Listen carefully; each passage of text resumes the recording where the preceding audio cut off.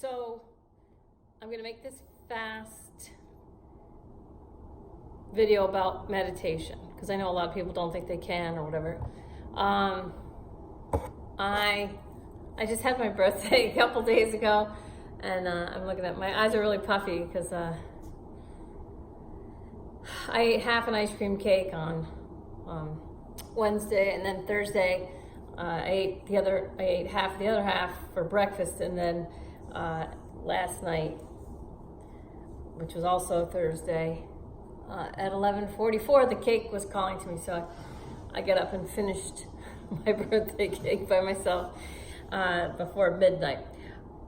Okay, so I'm like all puffy and everything, and then I cleaned like a crazy person. So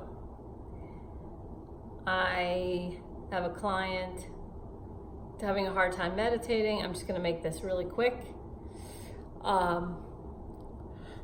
Okay, so meditation is just like, so it's training your mind. So how, if I weighed like 250 pounds, if I weighed like 500 pounds and I decided I'm going to go lose weight and like work out at the gym, the first few months are going to suck. If I have a lot of anxiety in my mind, then when I first try to meditate, it's not going to go very well. So I find a lot of people don't understand that meditating, well, it looks easy because you're just sitting there. It's not easy at first, just like exercising. But then when you get the body that you want, you enjoy exercising to maintain it. And that's the same as meditation. So once you train your mind and you know what peace feels like, then meditating to maintain that is enjoyable. Just like running when you're fit. Running is fun. Okay, so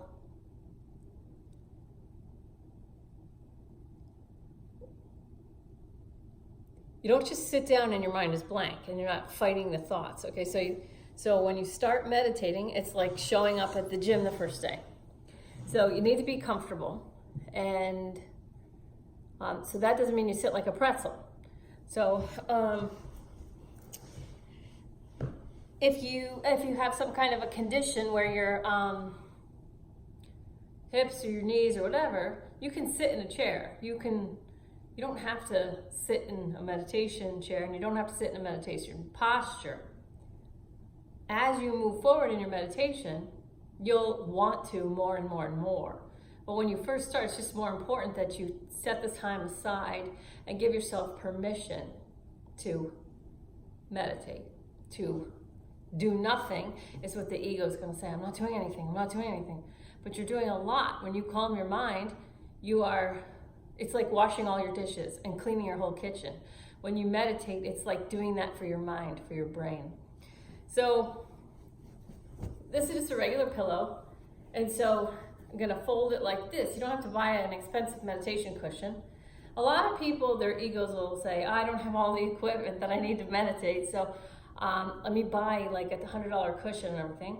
It's fine if you want to do that and you want to create a room, or create a space in your house for meditation. But if you don't have access to that, you can just start right now with just a regular pillow. Just fold it. The whole key is that I want my hips higher than my knees. All right. So I have my butt on the pillow, and then I am crossing my feet, but I don't have to. You can sit with your legs out like that. That's totally fine. All right. So now, don't get so caught up in this posture that you don't meditate. So actually, I'm gonna like leave my right leg is out and my left leg is bent. And I'm just gonna lean forward and push my butt back. And now, when I come up, I just make a nice curve in my spine. My shoulders over my hips. So my body already is used to this, so it knows what's happening.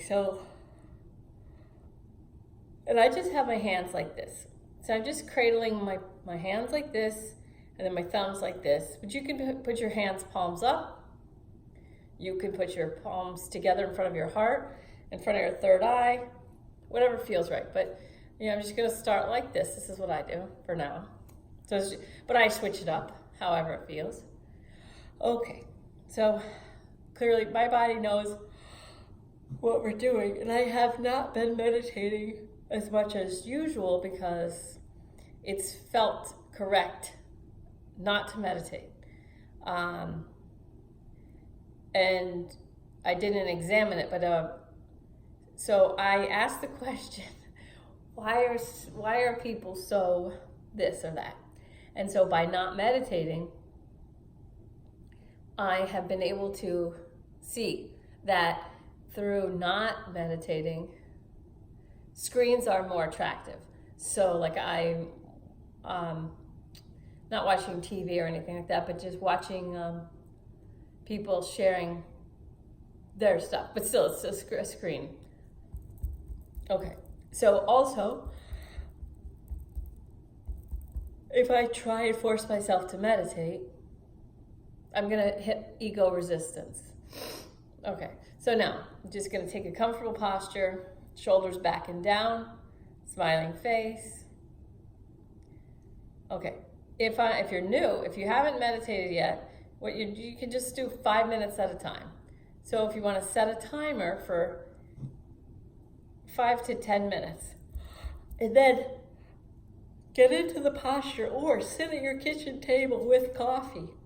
If you drink coffee or tea, just put your hands on the warm cup.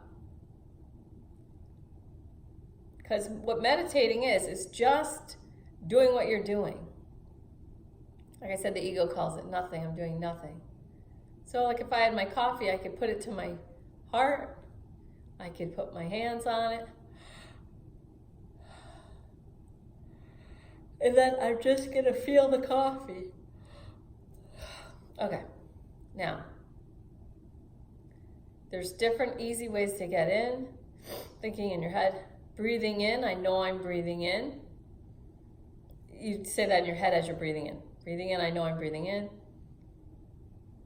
Just notice the top of the breath where you're done breathing in before you breathe out. So you're giving attention and awareness to the top of the breath. Breathing out, I know I'm breathing out. That's it. Breathing in, I know I'm breathing in. Note the pause at the top. Breathing out, I know I'm breathing out. Push your belly down and the exhale. Push your belly down, grounding, grounding, grounding. Breathing in, I know I'm breathing in. Note the flat part of the top before you breathing out, I know I'm breathing out. Expand. So you're expanding on the in-breath and you're staying expanded on the out-breath, but you're pressing down into the ground. So my head turned a little bit to the left. So there's worthiness thing, just clearing. I don't need to know what it is. I allow my body to move a little bit. But when you first start meditating, your ego is going to say, I'm uncomfortable, my knee hurts, this hurts, that. So you gently and lovingly and nurturingly, you pay attention to your body and then you give it what it needs.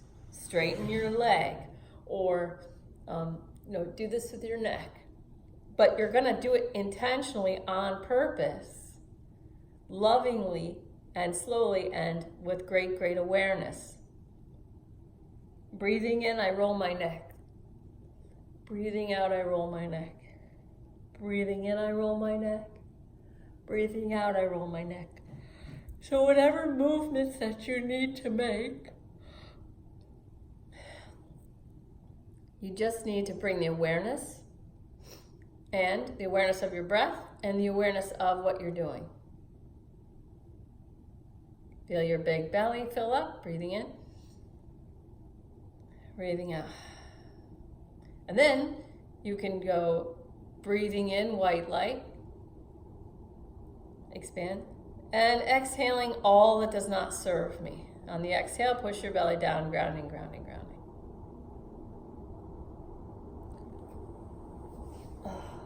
Now my ego is telling me I should have put on normal clothes and I should have taken more than like a second.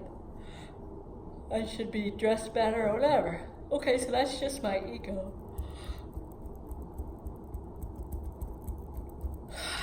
So my ego is judging me harshly. And that's fine. That's just what's happening now. That's just what's happening now.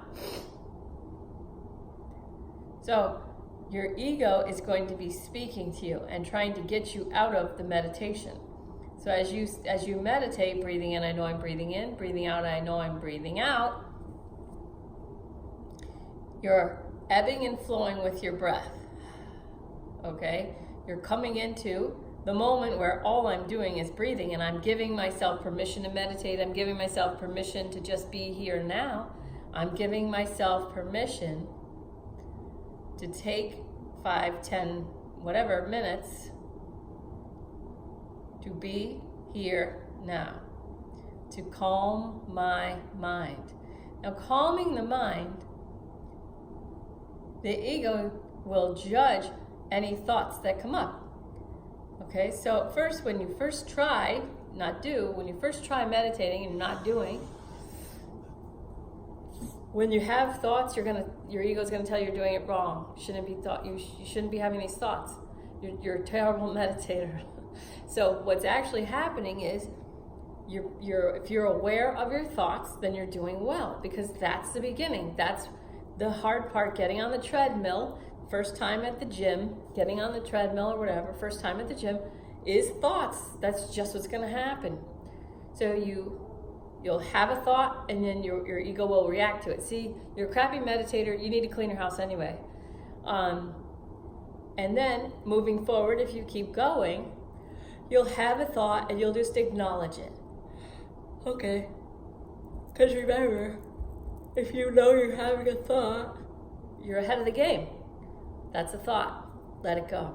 That's a thought, let it go. That's a thought, let it go. So you're just catching and releasing thoughts without judging them.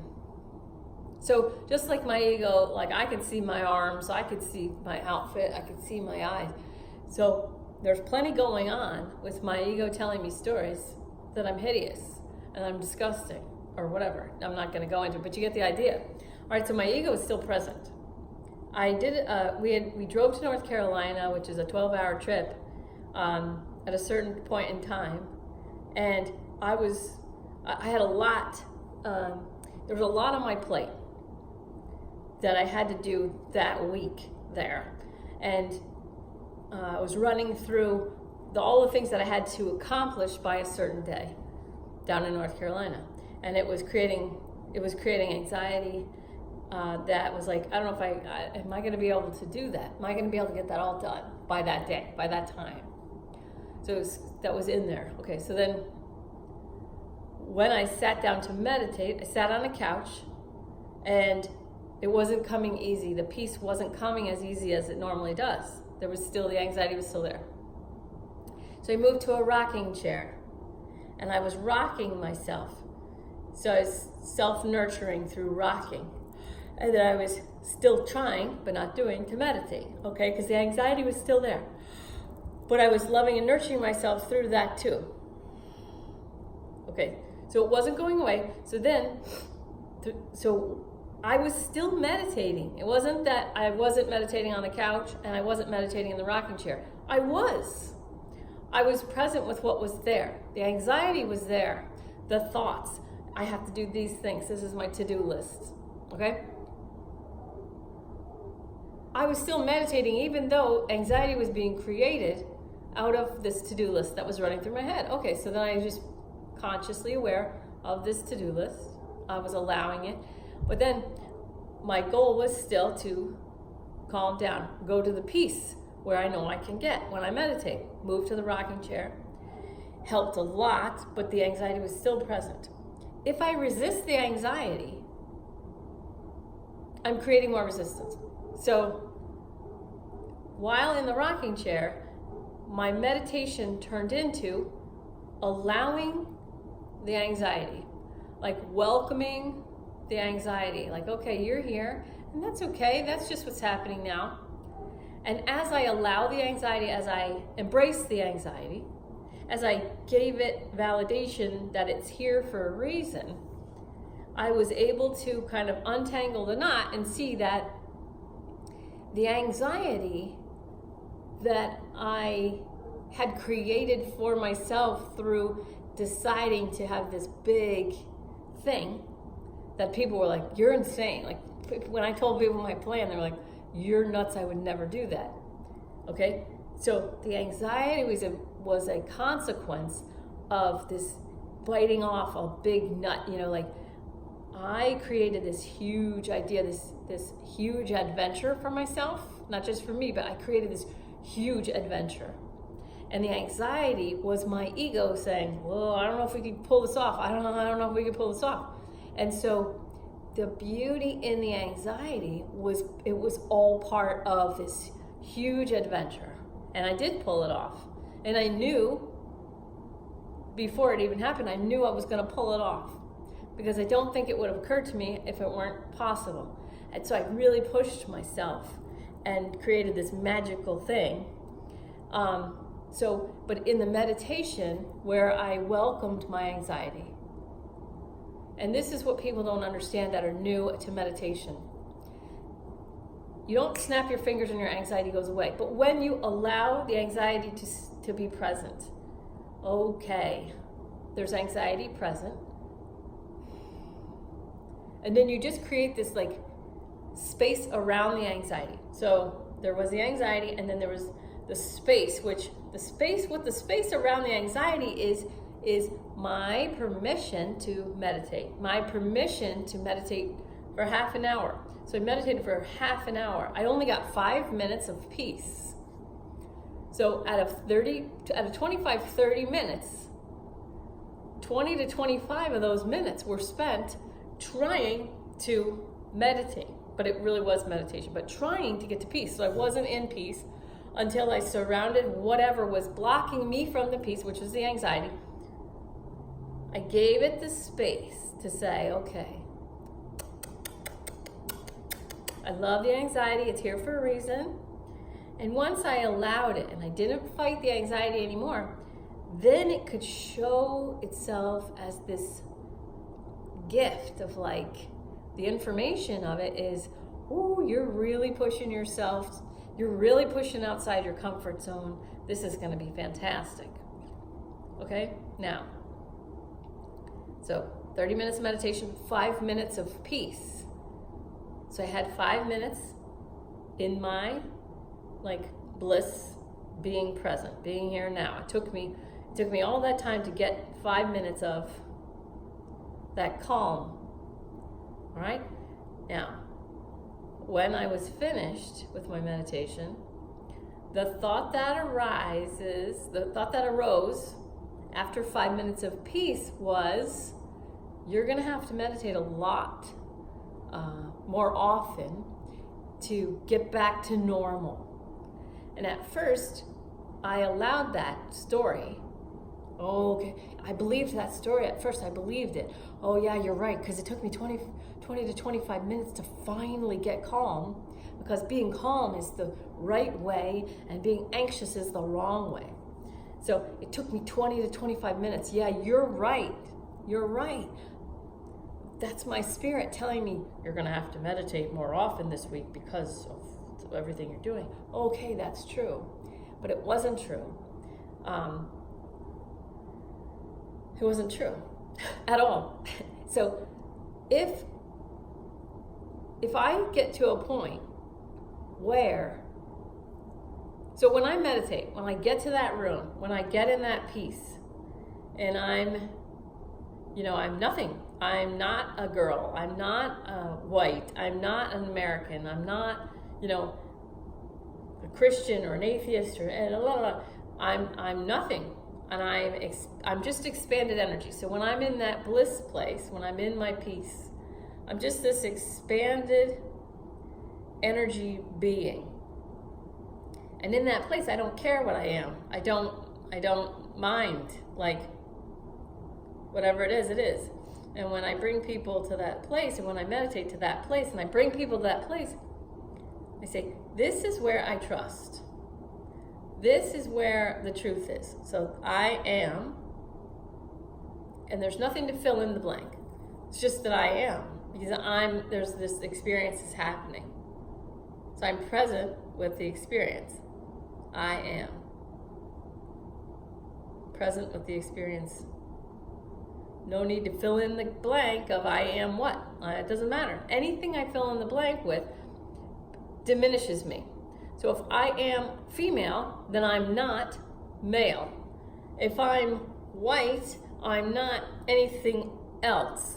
If I'm a religion, I'm not any other religion or atheist, If I'm a political party, I'm not the other ones. If I'm, so anything I fill in the blank with after I am is going to put me in a smaller box than I experience when I'm in my bliss, when I'm in my peace. Because when I'm in that peace, I don't care. I don't care. I just am. Okay? So, as soon as that meditation of being in the bliss place was over, I get a story that I didn't recognize as a story. You're going to have to meditate a lot more often in order to be who you're used to being, because you've created all this anxiety through biting off so much. That turned out not to be true. Because as soon as I got a cup of coffee and I was on the deck, I was on this porch watching dolphins in the ocean, I didn't even need to meditate, because I was already there. So it wasn't true. All right, so if whatever story is coming to me right after I'm in my bliss state isn't true, right?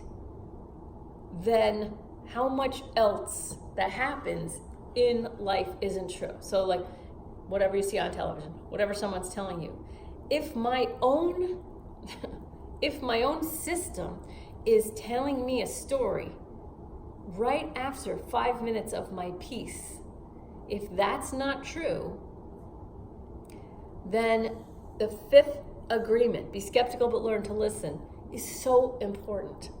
So I'm not saying everyone is lying to you, okay? But whatever in my own experience was saying, you're gonna have to meditate more often in order to hold your normal level of peace. Okay, yeah, that's true. Wait a minute. Is that true? I don't know. And then I watched the dolphins, and I'm like, oh yeah, that wasn't true at all. Now, I'm not mad at whatever told me you're gonna have to meditate way more often. I'm not mad, just fine. But if that's wrong, right after my meditation, then how much of what other people tell me could possibly be true? So when we're meditating, when you start meditating, at first, you're gonna have this. You're gonna have chatter. You're gonna have thoughts. Okay, and at first, you're gonna react to those thoughts. You're gonna naturally go, oh, I suck at meditating. Oh, that's reaction to the thoughts. Okay, then as you keep going, keep giving yourself permission, then the thoughts will come, and you'll just allow the thoughts. Okay, well, that's okay. You're telling me I'm lazy. You're telling me I'm not doing anything. You're telling me, okay, I have to go to the grocery store. Okay, I have to clean the house. Okay. And then you move through that stage, that phase of sort of still sucking at meditating, but it's still meditating. Even when you're sucking at it, you're still doing it. It's just like breathing hard on a treadmill. You're sucking at running, you're sucking at it, but you're still doing it. So it's still going somewhere. So you're moving forward. Then you'll have, the thoughts will be less and less. So they won't take up so much, and you'll see them kind of happening. And I remember the first time someone called me a meditation expert. I was like, hold on, wait a second. And I didn't. I was like, oh, that's not true. And then when I thought about it, I'm like, oh, if I allow that story to be true, if I allow people to think that, if I just say, okay, thank you, then people can listen to me. In healer school, when I went to healer school, we had to meditate constantly. The teacher could feel when one or more of us was ungrounded, and he'd be like, meditate.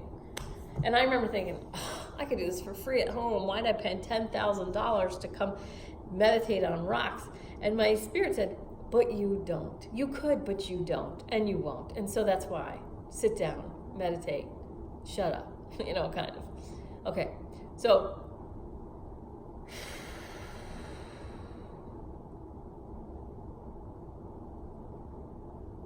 meditation is just doing what you're doing while you are doing it. At first, your egoic voice is going to try and entertain you with stuff. And then at first, when that starts happening, you're going to react to it. So the peaceful warrior acts and the fool reacts. So at first, when your ego's, I'm trying to meditate, my stupid ego won't stop talking.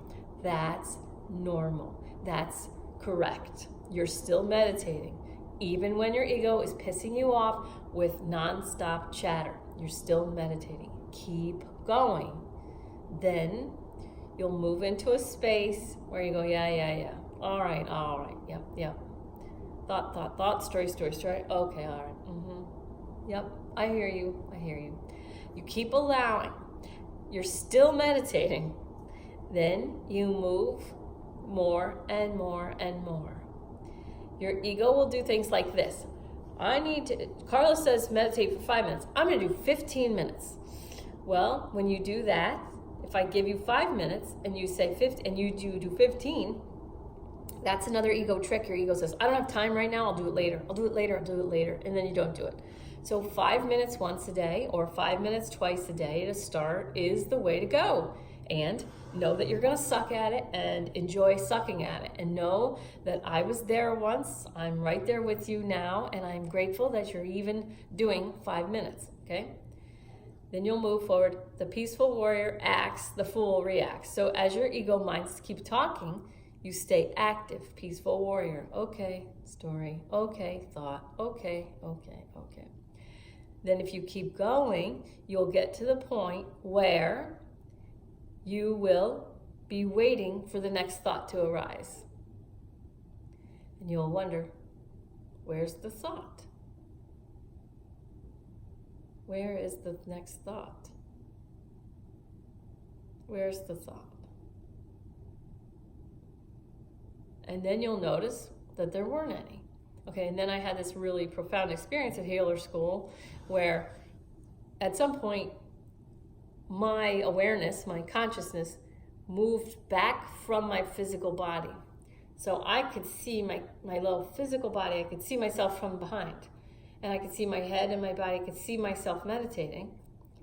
And I could see the thoughts coming in, and I could see my cute little Carla, like I could see the thoughts coming in, and I could see her blowing them away, or like dismissing them, really is what it was. Thought, dismiss. I could see it. And I was like, so I was back here and I had this profound love for Carla, which wasn't me, because she was there and I was back here behind her. Okay, so that took a little while. That took consistent effort, but it was so incredible to me that I was not my body. That's not who I'm something else. I was just pure consciousness, and I was looking at this cute little incarnation, this little body, this physical body that didn't need me in it. This body did not need me in there because it was running on its own. It was meditating right before my eyes, right before what I could see. It was meditating. And I've had this experience different ways, and it's profound. So when you get like one or two profound things, your ego can tend to, I want to have that again. How do I make that happen again? That's not how it works. You just keep moving forward. And when you notice that you have a thought, I'm sucking at this, you just know that's my ego. I'm not going to react to it. I'm just going to allow my ego to tell me that story. So as you allow your ego to talk to you and tell you that you're this or that, or great or not great, whatever, your ego starts to turn into, as you empower your soul, your spirit, your ego starts to turn into kind of like a toddler throwing a tantrum. And your spirit gets more empowered, and your ego turns more and more. As your spirit gets more and more and more empowered, and your vibration rises, your ego turns more and more and more into a toddler throwing a tantrum. So you can still hear it. You still see it or hear it. but you just don't react to it. All right? Now, see if I want to say anything else. When you say, I can't meditate, or I'm not able to meditate, or I'm not good at meditating, or I can't. Okay, I know I said that twice, but it's intentional. When you're saying that, you're identifying with your little I, ego mind. Because your big I, your powerful spirit, is pure meditation. So when we get at the end of the Sunday meditations, when we get to the peaceful place, when we get to that pure peace, that pure bliss, when we get to that place, we are the I am. You're in alignment with your capital I spirit. I am. So when you're there, you are taking you're aligning with your spirit, but you're allowing your spirit to call the shots. So your experience is pure spirit. That is meditation. That is, like, I want to say the goal, okay? So you're in your perfect, powerful, peaceful, pure, raw love state. Your I am energy. Okay, when you are in alignment with that, and when your experience is that, it's just that, you don't need to meditate anymore, because you are your I am. You are your spirit. You're listening and aligning and taking your cues from, you're identifying with only your spirit. I'm identifying with my spirit when I'm in the I am. That's why I don't fill in the blank. My little I, ego mind, fills in the blank. I'm Carla, I'm a girl, I'm a mother, I'm a daughter, I'm all these things. I was a pilot, I flew hang gliders. It's got all these stories, it's got all this chatter. But the big I spirit, he doesn't want to talk. There's no talking. We don't want to talk right now. We just want to be. So when you're in your big I am, you just are. That is the goal of meditation. When I'm there, I'm training my mind. So to get there, you train your mind. So if you know what that feels like, then you know what the contrast is the little I, ego mind. The little I, ego mind is why I would never go to a march, like all these, So whenever people march for something, there's a group that shows up that's against them. And then people are like, oh, can you believe it? Yes, I can. Because you showed up with fight energy. And so then the law of attraction, the universe brings fight energy back. It doesn't matter what it is. If it's left or right, or pro-life, pro-choice, okay? You show up with that fight, you're gonna get met with that fight. The little I, ego mind, identifying, like let's do the women's march. Okay, so the women's march. I am a woman. That's the little I, ego mind. I am a woman. I'm identifying with my genitalia.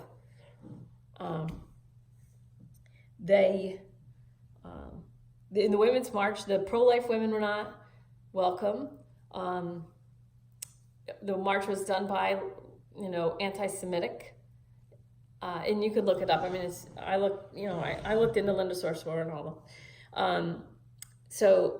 And MAGA hat. There was a black woman wearing a MAGA hat who was getting, I didn't see her get hit or anything, but she was definitely not welcome. No women wearing a MAGA hat was welcome, and the pro-life women were not welcome. Okay, and Jewish women did not feel like they were welcome. So I'm not Jewish, so I don't really know, but they didn't feel welcome, and that's fine. So you want to look at the women's march people, and they feel like, oh, it's so great, it's a coming together. Because I had a woman that came to me, and she's anxiety ridden, and she doesn't know why. She went to the women's march, and I just tried to explain some stuff to her. She didn't come for healing, so it really wasn't an appropriate, I was allowing the conversation because I was like, what's here? And so she's like, I'm so anxious and I don't know why. And then she was telling me about the Women's March. And I said, okay, the pro-life women, oh yeah. And she was really down on them. And then she hates Trump too. So I was like, okay, so you still want to call it a Women's March when women in MAGA hats are not welcome and, pro-life women are not welcome. And I'm not pro-life or pro-choice. I am not involved in that fight. Because I hear both sides. It doesn't matter. So it really doesn't matter. To me, it doesn't matter to me. And then I'm being forced to look at not taking sides. So what keeps coming up to me is on Twitter. I like Twitter. If you're not on a side, then it's like the worst. It's like keeps coming up. The worst thing you can be is not on a side, or the worst, or people who are in the middle are not doing anything. You have to pick a side. All this stuff. So this keeps coming to me over and over like waves, and I'm like, so my ego wants to say, what's wrong with me then? What's wrong with me?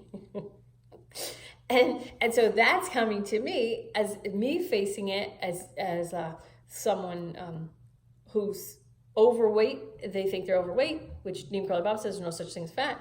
And the trans people, they don't feel accepted.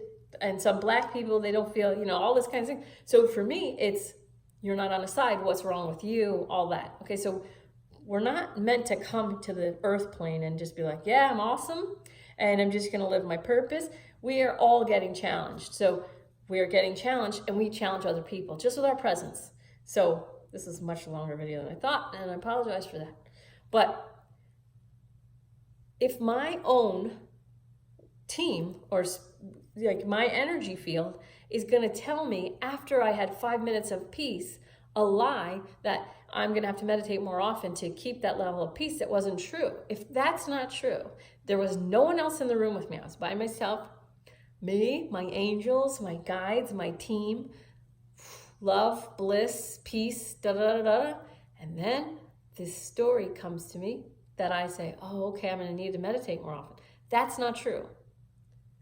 Okay, so if that's not true, then what else isn't true? Okay, so I understand that people's ego likes to feel like they know who they are, they're solid in who they are. I'm a liberal, I'm a conservative. People, so I get healing clients, and a lot, so recent ones like, I'm this kind of liberal. Okay, so I feel it felt so good to the person's heart to call themselves that. It's like a righteousness and stuff. Okay. It's not my job to point that out to someone who's still getting something out of that. All right? It's not my job to call out somebody's stories. That's a story. Okay? Sometimes it is my job, but in this case it wasn't. Same with, you're going to have to meditate more often. All right, well, not true. The only time that I believe anything, the only truth that I've come to experience as pure truth is when I am in the I am. When I'm nothing and everything at the same time.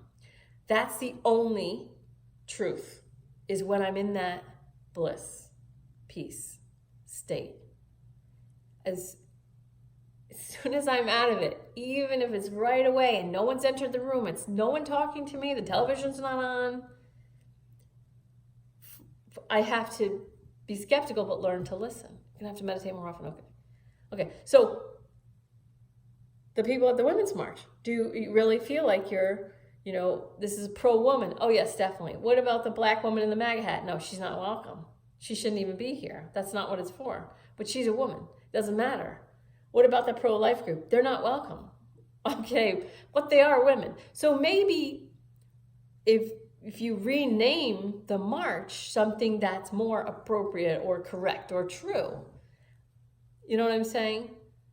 They're still operating under an assumption even when there's plenty of information out there that proves that this thing that they're holding on to, that they think they know to be true, they're so sure. They're so sure that this is a pro-woman's march. And those people aren't welcome and those people aren't welcome. And, some people said, some Jewish women said they're anti-Semitic, so we weren't welcome. I didn't see a whole lot of that, but I did see the other stuff. Okay, like through videos of like hours of it.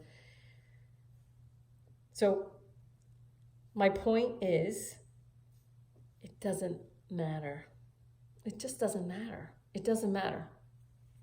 You want it to matter because you're taking the time to go somewhere to meet up. And then, the ego feels shared hatred as love. They're so sure this is love. In the border thing, that's happening there too. There's people fighting in Connecticut on Facebook, like my chemistry teacher ripping apart her friend, just fighting. And, even though it doesn't matter that, those cages were there with Obama and he deported 3 million people. I mean, it doesn't matter. It doesn't matter. They're so sure. They're so sure. And like I told my chemistry teacher, you can keep being so, because she said, she blocked me or whatever, she muted me. She's like, no one even knows. And I'm like, that's not true, because I'm using this situation now in my videos. I'm using this situation in my, I actually copied and pasted her hatefulness towards me and my response back in my conservative men's empowerment group to make a point, to illustrate a point. And I'm like, it's not true, because I'm using this altercation, confrontation in my group. So you can keep being so sure and so wrong at the same time. And I still bless, forgive, respect your free will choice to throw this tantrum. And I love you. I just don't love the behavior, but I love her. And so almost everywhere I look, I can find a tantrum very easily. There's tantrums happening. And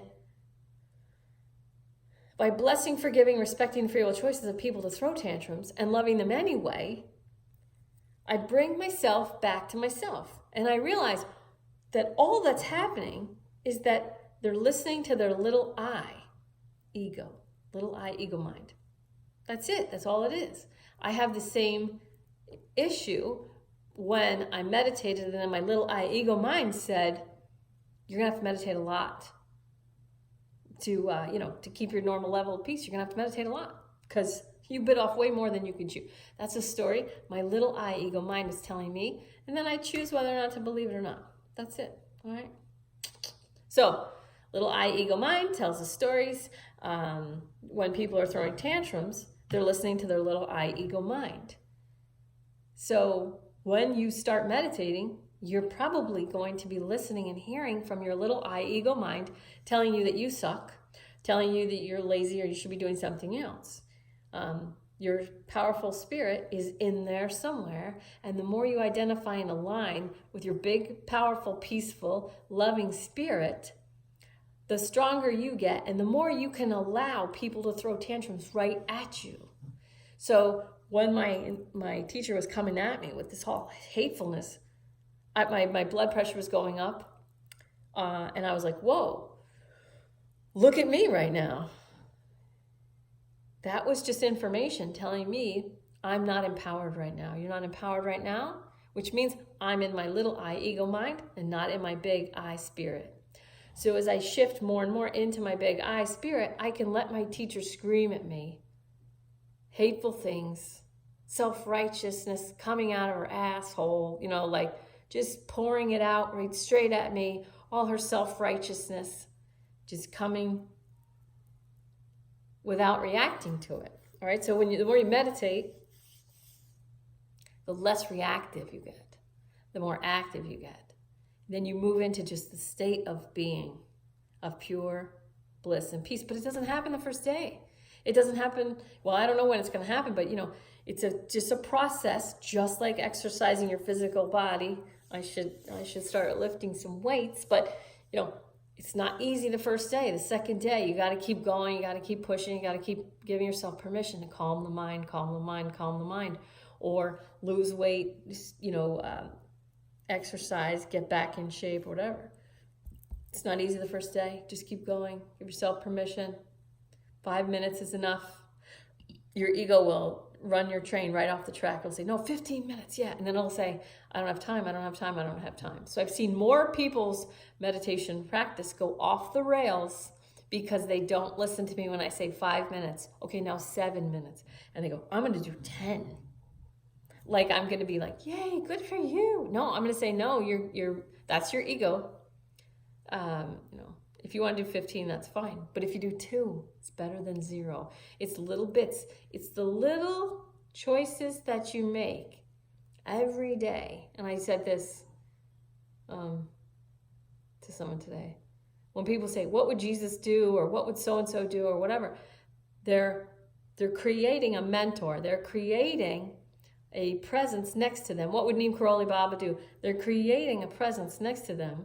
And they're truthfully, honestly asking in their heart, what would this person who I want to be more like or live more like, what would they do? Okay, well, Jesus would forgive. So if someone cuts me off in traffic, what would Jesus do? He would forgive. Okay, I forgive this person.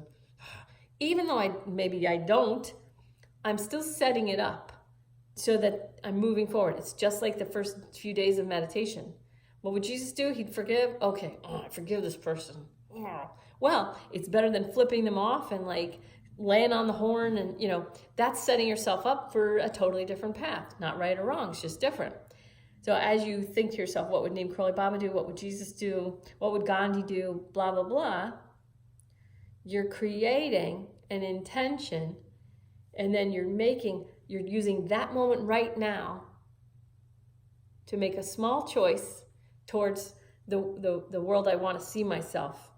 How I want to see myself in the world as a more forgiving, as a more loving, as a more Jesus-like, as a more Gandhi-like person. I'm taking this moment now where I'm upset or frustrated. I'm letting my frustration, my anger, I'm letting my triggers become the cue that it's time for me to make a small choice now to in the direction of where I want to go. So when my teacher was screaming at me, and my heart rate was up. I was like, because I loved this lady. I loved her so much. And she loved me, I think. She really loved me. She laughed at everything I did.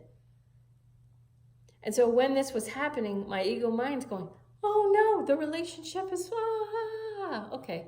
Well, I want to be the person that can allow people to scream at me and call me names.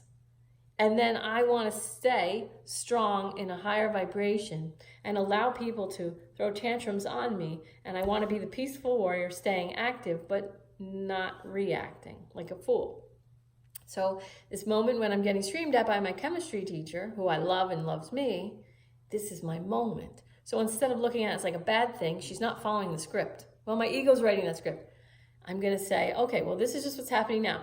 My chemistry teacher screaming at me is happening for me, not to me. Oh, I see. It's an opportunity for me to be the person that I want to be in the future. Right now, there's a choice to be made here. What would Jesus do? Or what would Neem Karoli Baba do? Right? Okay, Neem Karoli Baba would block her on Facebook, would mute this notification. So I didn't block her, but I muted the notifications so that I was out of the drama.